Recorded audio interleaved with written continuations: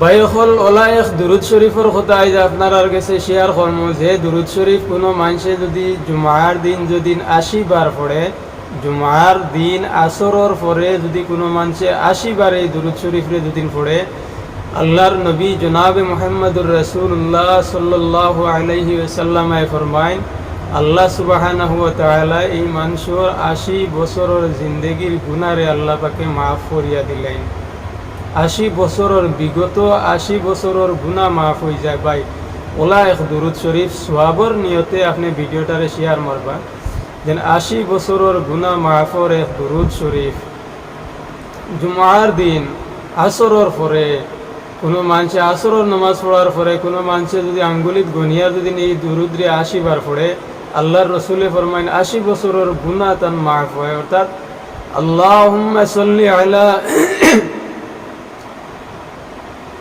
اللهم صل على سيدنا ومولانا محمد النبي الأمي وآله وسلم. اللهم صل على سيدنا ومولانا محمد النبي الأمي وآله وسلم. اللهم صل على سيدنا ومولانا محمد النبي الأمي ওয়ালিহি ওয়াসাল্লাম। এই দুরুদরে কোনো মানুষের জন্য 80 বার পড়ে, নবীজি ফরমাইন আল্লাহ পাক পরওয়ারদিগার আলমে এই মানুষের বিগত 80 বছরের গুনাহরে আল্লাহ পাকে মাফ করে দিলেন। সুবহানাল্লাহ, সুবহানাল্লাহি তাআলা, সুবহানাল্লাহি আল আযীম। জুমার দিনের বাই বিভিন্ন ফজিলত রয়েছে, মানে বিভিন্ন ফজিলত হল আছে। কোরআন শরীফের মাঝে আল্লাহ পাকে ফরমাইন যে ইয়া আইয়ুহাল্লাযীনা আমানু ইযা নুদিয়া লিস-সালাতি মিন ইয়াউমিল জুমআ, ও ঈমানদার হল যে সময় জুমার সময় হয়ে যায়, অর্থাৎ জুমার যে সময় আযান হয়ে যায়, সময় হয়ে যায়, ফাসআউ ইলা যিকরিল্লাহি ওয়া যারুল বাই', যে তুমি তাই আল্লাহর জিকিরের কারণে অর্থাৎ জুমার নামাজের কারণে তুমি তাই বেচা কিনা খরিদ ফরুখত, মানে খরিদ ও ফরুখত অর্থাৎ বেচা কিনা সম্পূর্ণ ত্যাগ করিয়া সম্পূর্ণরে বন করিয়া তুমি তাই মসজিদের দিকে তুমি তাই সব রুজু হয়ে যাও, অর্থাৎ সব মসজিদের মাঝে যাও গিয়া। আল্লাহ পাক পরওয়ারদিগার আলমে এই জুমার দিন রে ঈদুল আজহা আর ঈদুল ফিতরের লগে আল্লাহ পাকে তুলনা করছেন।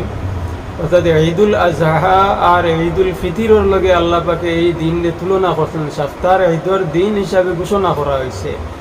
ভাই হল বুজুর্গ হল যে এই জুমার দিন যে সময় আইয়া উপস্থিত হয়ে কোয়া হয়েছে আসমান থাকেন ফিরিস্তা হল নাজিল হইন, 2 জন ফিরিস্তা আইন, মানে প্রত্যেক জুম্মা মসজিদে ফিরিস্তা হল ফয়লি যায়।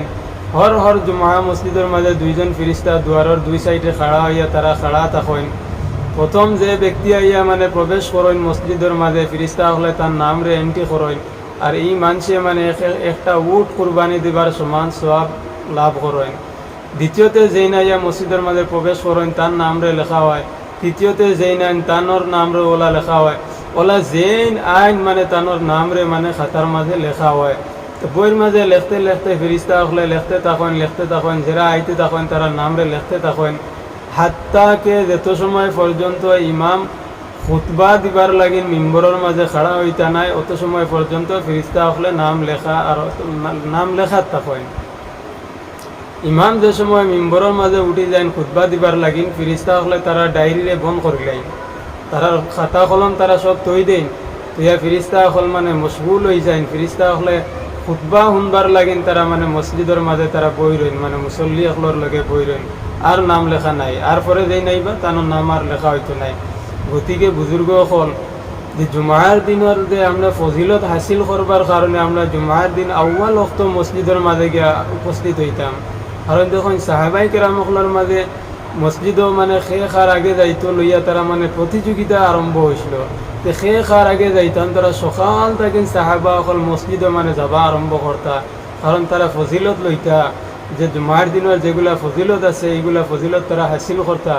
জুমার দিন ওলা একদিন বাই মানে যে জিন্নাত আর ইনসান বাদে হর মখলুকাতে মানে এই দিনরে মানে ডরায়, এই দিনরে ভয় করে, কারণ এই দিন কিয়ামত সংগঠিত হইব। মখলুকাতে ভাবেন যে আজ জুমার দিন আইছে, কি জানি যদি কিয়ামত হয়ে যায়, কি জানি যদি কিয়ামত হয়ে যায়, ও ভাবিয়া তারা জুমার দিনরে ডরায়। আল্লাহ পাকে আমরা সবরে বেশি বেশি এই দিনের মাঝে আমল করার তৌফিক আতা ফরমাক।